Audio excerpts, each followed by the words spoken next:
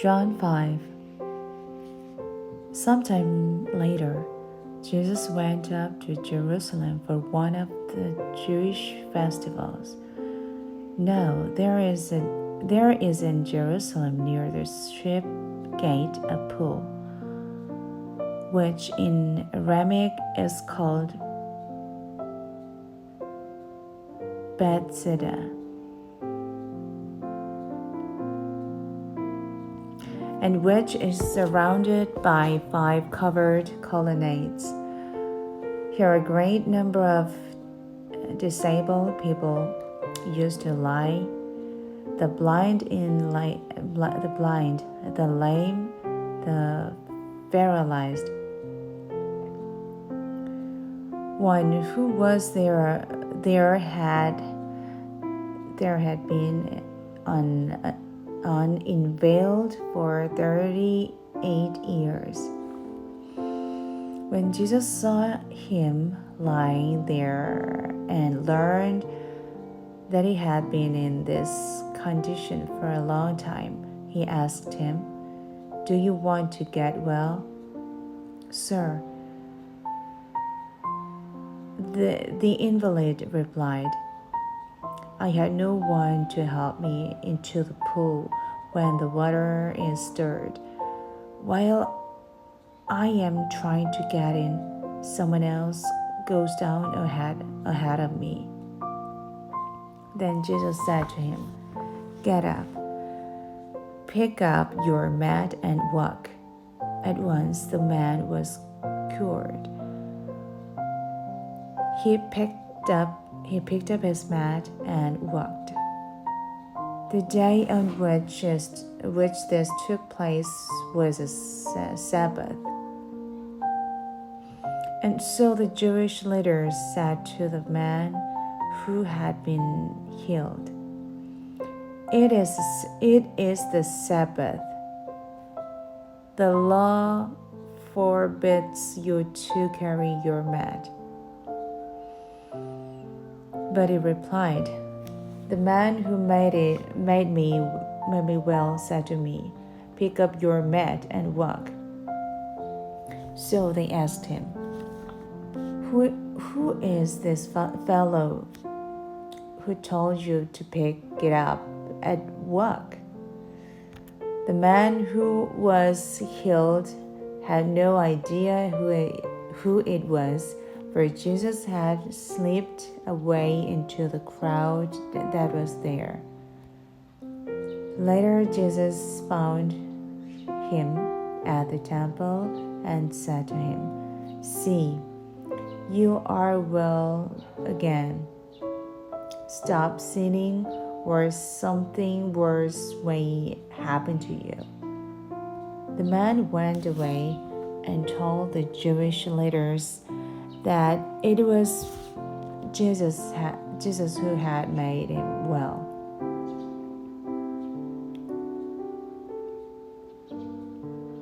So because Jesus was doing these things on the Sabbath, the Jewish leaders began to persecute him. In his defense, Jesus said to them, "My Father is always at his work to this very day, and I too am working." For this reason, they tried all the more to kill him. Not only was he breaking the Sabbath, but he was even calling God his own Father, making himself equal with God.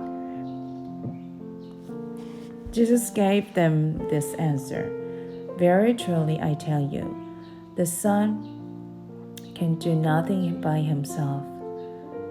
He can do only what he sees his Father doing, because whatever the Father does, the Son also does.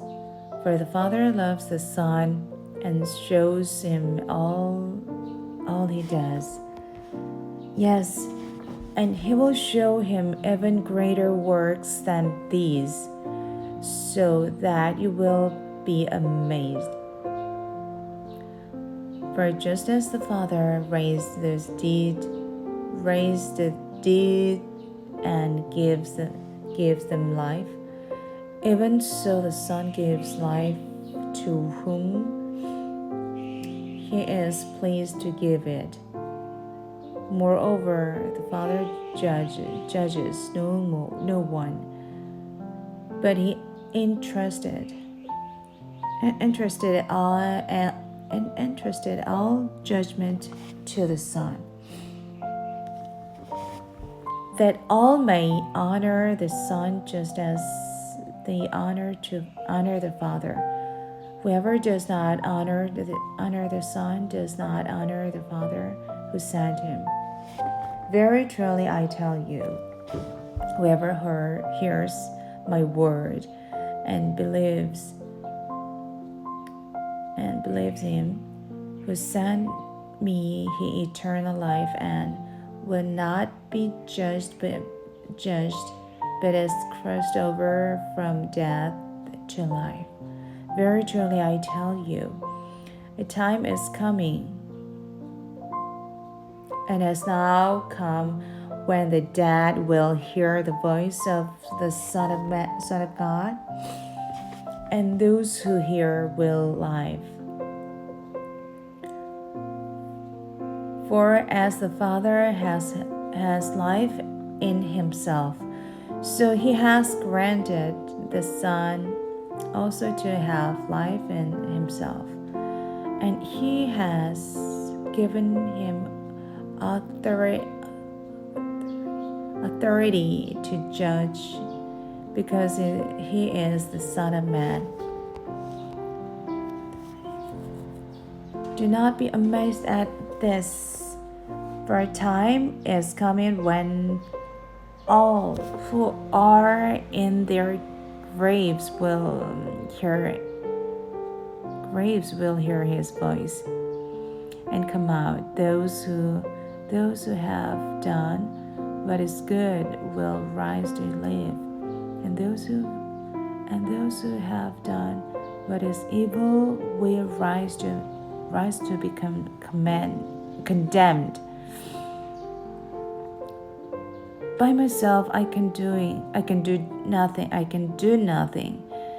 I judge only as I hear, and my judgment is just, for I seek not to please myself, but him who sent me.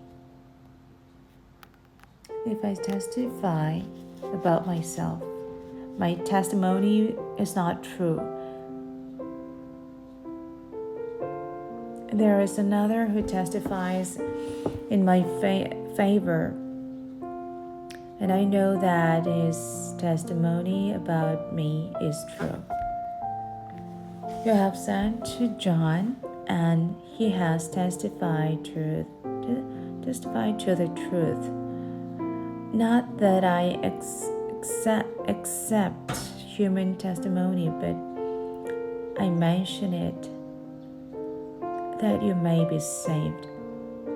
John was a lamp that burned and gave light, and you chose for a time to enjoy his light. I have testimony greater than that of John, for the works that the Father has given me to finish. The very works that I am doing testify that the Father has sent me, and the Father who has sent me has himself testified concerning me. You have never heard his voice, nor seen his form, nor does his word dwell in you, for you do not believe the one he sent. You study the scriptures diligently, because you think that in them you have eternal life. These are the very scriptures that testify about me. Yet you refuse to come to me to have life. I do not accept glory from human beings.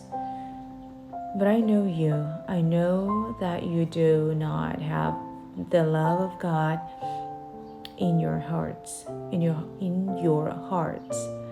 I have come in my Father's name, and you do not accept me. But if someone else comes in his own name, you will accept him.